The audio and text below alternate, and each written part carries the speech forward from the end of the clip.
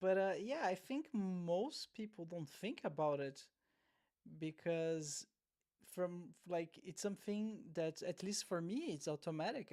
For example, when I go to the gym, the bones they grew inside of me in a way that they don't bend in a way that will, unless I apply a lot of force, they don't break, right? So as long as they're not broken, why why would I have to worry about them?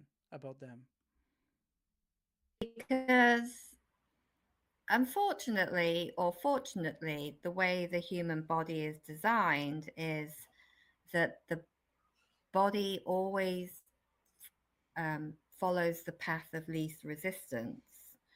And so to put the skeletal system in the optimal place, you think like, so, for survival, etc., it would always put the bones and the joints in the most optimal place. Yeah. But I think part of, well, that's just my theory, but part of the human experiences that we're meant to learn, we're meant to adapt, we're meant to, and so yes, some people have natural talent and the bodies have automatic optimal movement patterns, but overall, even the most elite athlete who had a natural talent to begin with, there are movement patterns that they have, which they've grown up with, or because of the way they've been coached in their sport of they've specialized in, they develop movement patterns, and these will put the bones of the joints most often in the path of least resistance, and so it takes skill and training to put the bones and the joints in the optimal place. So so because you don't feel it, it's not it's in you're unconscious about what your bones and joints are doing. And so because you haven't been shown what how it could transform your weightlifting or running, or if you were injured, transform a recovery exercise, you have, when you don't know, you just don't know, Yeah. sort of thing. So, and because most movement educators and sports scientists um, don't haven't been shown this in their traditional education, um, they're not really aware of it. So they don't teach it either. So I was hoping somebody would teach it to me, because I didn't train to be a movement educator.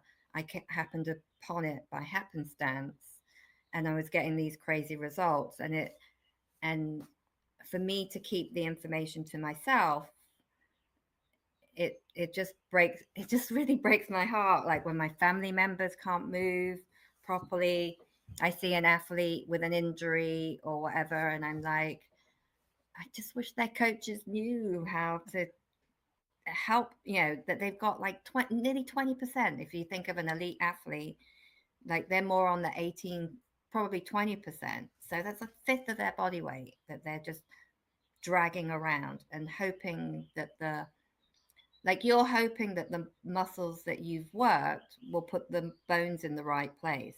But we know what hope does. Hope isn't a strategy, you know. That not for an not especially when you not for an elite athlete, or if you want to recover quickly from an injury. Hope can take you a certain distance, but not not in the time frame you want, more than likely.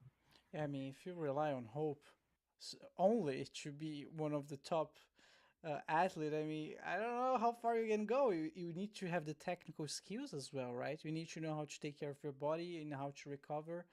And if you know how to recover the joints and the bones, that's even better. You can recover even faster.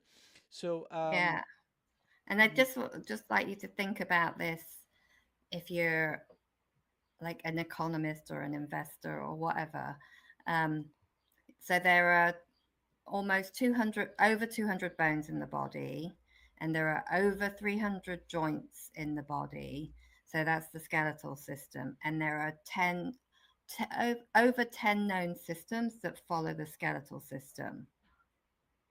So if you improve one joint by 5%, what that is, like, if you compound it over the systems, the 10 known systems, the reproductive, the respiratory, the cardiovascular system, etc., you know, that is 5% to the power of 10, right? So you've, It's a but then lot. if you know that, that's a shitload. Yeah. And then if you can do, and then if you improve two or three more joints simultaneously at just like 5% or even less. So that's, I'm not good at math, but three joints with a nominal tweak in them across 10 systems. Again, that's a shitload of compounded instant power. So it's more about, yes, it's about knowing what the bones are doing, but it's more about optimize. My program is more about optimizing the joints first and foremost, because they're often our weakest links. So if they're our weakest links, as if you've got a growth mindset, you want to learn about where your weakest links are and challenge them, etc. And so there are lots of exercises to challenge a weak ankle or a weak knee, but it's all done, the information is all done at making you know, the thigh muscle, making the quad stronger, you know, making the calf stronger, and but without first putting the joint in the right place. So if you always make the quad stronger, then you're gonna have a knee mechanism that is stronger on the quad side and maybe not strong on the calf and shin side.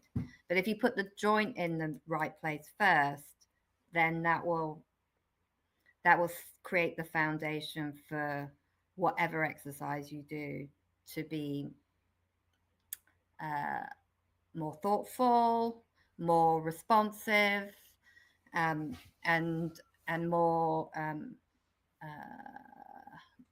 balanced. But I don't like to say the word balance because it's more than balance, Okay. but optimized. Optimized, more than balanced. They're Mm, optimized. mm, yeah. Um, yeah, that's true because it's part of the equation. The joints are there, Mm, and people normally it's not the first thing they focus on. And I heard throughout my life several times, oh, the joints are inflamed, right? That's a thing. mm, mm-hmm. So Yeah, yeah, go ahead.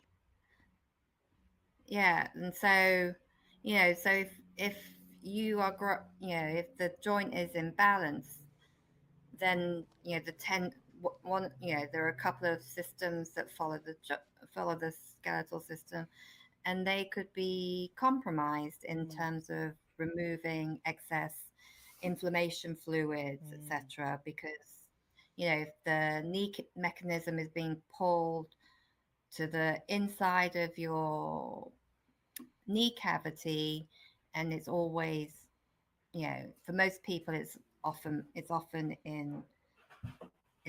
bent, so the